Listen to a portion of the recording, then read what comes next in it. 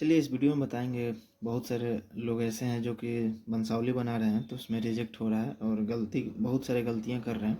तो आपको हम इसमें बताएंगे स्टेप बाय स्टेप करके कि कहाँ गलतियां लोग कर रहे हैं। वो गलती आपको नहीं करना है, आपको अच्छे से बनाना है वंशावली, जो कि गलती ना हो, रिजेक्ट ना हो। तो चलिए हम आपको कैसे पूरा स्टेप बाय स्टेप हम आपको वंशावली बना के दिखाएंगे। पूरा 110% सही रहेगा, इसमें कोई गलती नहीं होगा। तो चलिए आप लोग भी अगर बनाना चाह रहे हैं वंशावली तो इस वीडियो को देख के पूरा आसानी से बना पाएंगे, जो भी 110% सही होगा। तो मान लीजिए जो भी रैयत का नाम है, मान लीजिए राम सिंह है, राम सिंह के नाम से जमाबंदी है, राम सिंह के नाम से ज़मीन है, या राम सिंह के नाम से ज़मीन का पेपर है। तो वहाँ से आपको शुरू करना है, वहाँ से बनाना है आपको। तो मान लीजिए राम सिंह या आपके दादा हो गए, परदादा हो गए, जो भी है वो है राम सिंह लिख लेना है जिनके नाम से है ज़मीन। तो चलिए यहाँ स्वर्गीय लगा देना है, क्योंकि वो मर चुके होंगे। जिनके नाम से अगर ज़मीन होगा तो यहाँ स्वर्गीय लगा देना है। और इसमें आपको राम सिंह के जितने लड़के हैं या लड़कियां हैं उसको इसमें दर्शाना है। तो मान लीजिए राम सिंह के नाम से 3 लड़का लड़की हैं, तो एक हो गए श्याम सिंह, ये भी मर चुके हैं या डेथ हो गया इनका। और ये भी एक राधा कुमारी है, इनका भी डेथ हो गया है।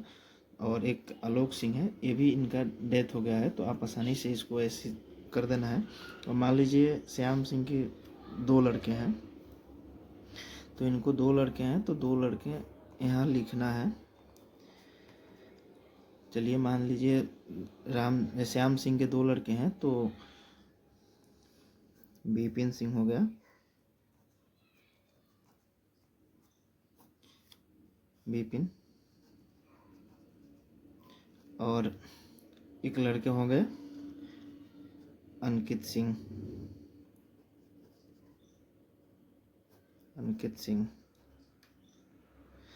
मान लीजिए लड़की हैं, इनका भी अगर लड़के होंगे तो इनका भी लड़के को लिखना है। मान लीजिए इनका एक ही लड़के हुए तो इन लड़के का नाम लिख देना है। जो भी अगर आपके हैं उनका लिख सकते हैं। और इनका अगर लड़की का नाम नहीं देना चाह रहे हैं तो इनसे आपको एनओसी लेना पड़ेगा। जो भी एक एनओसी पेपर होता है उस पर साइन कराना होगा। मान लीजिए कि राधा कुमारी जो है ये डेट हो गई है, इनके लड़के हैं, तो इनके लड़के से एनओसी लेके साइन करवा लेना है कि मेरा ये ज़मीन मेरा है, लेकिन हमें नहीं ले रहे हैं। जो ही इनके मेरी माता के राधा कुमारी की भाई हैं उनको हम ये ज़मीन दे रहे हैं। तो इस तरह से आप करवा सकते हैं। तो चलिए अभी तक यहाँ मान लीजिए इनके हो गए अंकुश कुमार,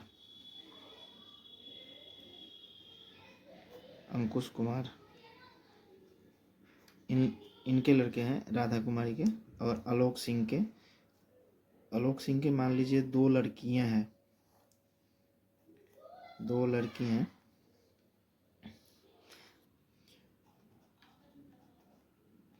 गुड़िया और जो भी है राधिका।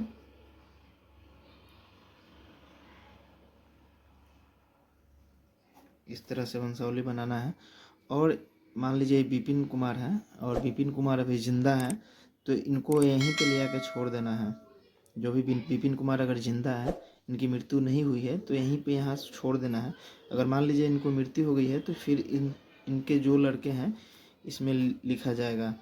तो मान लीजिए जिंदा है तो यहीं पे छोड़ देना है, आप समझ गए हैं। अगर जिंदा नहीं है विपिन कुमार तो इनका नाम लिख देना है, इनके लड़के का नाम, जो भी है लड़के का नाम। मान लीजिए 2 लड़के का नाम है मनी सिंह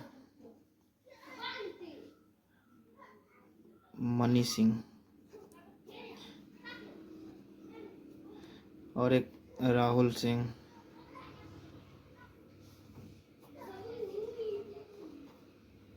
यहाँ लेके छोड़ देना है अगर ये जिंदा है तो। फिर से यहाँ इनको अगर अंकित सिंह के भी लड़के हैं, अगर अंकित सिंह जिंदा हैं तो इनको लड़के का कोई नाम यहाँ लिखना ज़रूरी नहीं है। इसी वजह से बहुत सारे लोगों का वंशावली जो है रिजेक्ट हो रहा है, क्योंकि यहाँ अंकित सिंह जिंदा है और इनके लड़के के नाम से भी वंशावली तैयार कर रहे हैं। तो ये गलती हो रही है यहीं पे आपको गलती नहीं करना है। जो कि अंकित सिंह अगर जिंदा है तो इनके नाम से इनके लड़के का नाम नहीं चढ़ेगा, अंकित सिंह का ही नाम चढ़ेगा। और जो भी है इनका अगर ये भी डेथ हो गए हैं तो इनका लड़के का नाम चढ़ेगा। अगर डेथ नहीं हुए हैं तो यहीं पे ले आकर वंशावली को ख़त्म कर देना है। ये गुड़िया कुमारी है, तो ये तो जो भी है इनसे एनओसी ले सकते हैं, नहीं तो ये भी ज़मीन पे अगर क्लेम कर रही है तो इनका भी ज़मीन का हक है, इनको भी ज़मीन मिलना चाहिए। इसलिए अगर मान लीजिए जो भी रैयत के नाम से ज़मीन है, इनका भी इनके पिताजी के नाम लिख देना है। मान लीजिए इनका पिताजी के राम सिंह के पिताजी के नाम है, राम सिंह के पिताजी के नाम है श्याम सिंह,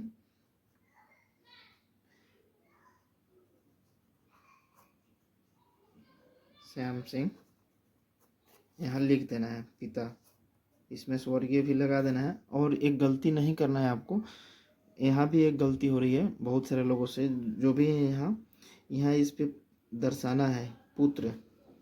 अगर ये लड़के हैं, अगर श्याम सिंह इनके लड़के हैं राम सिंह के, तो पुत्र लिखा जाएगा। इनका पिताजी के भी अगर नाम श्याम सिंह होगा पहले का, तो यहाँ श्याम सिंह लिखा जाएगा जो भी है। और इसमें भी यहाँ पुत्री लिखना ज़रूरी है, तब समझ में आएगा कि ये पुत्र है या पुत्री है। इसको भी लिखना है पुत्र। इस तरह से लिखते जाना है नीचे की तरह, जो भी है रिलेशन आपको बताते जाना है। और लास्ट में यहाँ आपको लिखना है, चलिए हम आपको बता देते हैं। यहाँ लास्ट में लिखना है, मान लीजिए ग्राम, जो भी है ग्राम लिख लेना है, यानी कि गांव, विलेज। और उसके बाद पोस्ट भी लिखना है वंशावली के साथ। काफ़ी सारे ऐसे लोग हैं इसको छोड़ रहे हैं, पोस्ट भी यहाँ लिख देना है। उसके बाद थाना लिख देना है। उसके बाद ब्लॉक भी लिखना है, ब्लॉक यानी अंचल लिख देना है,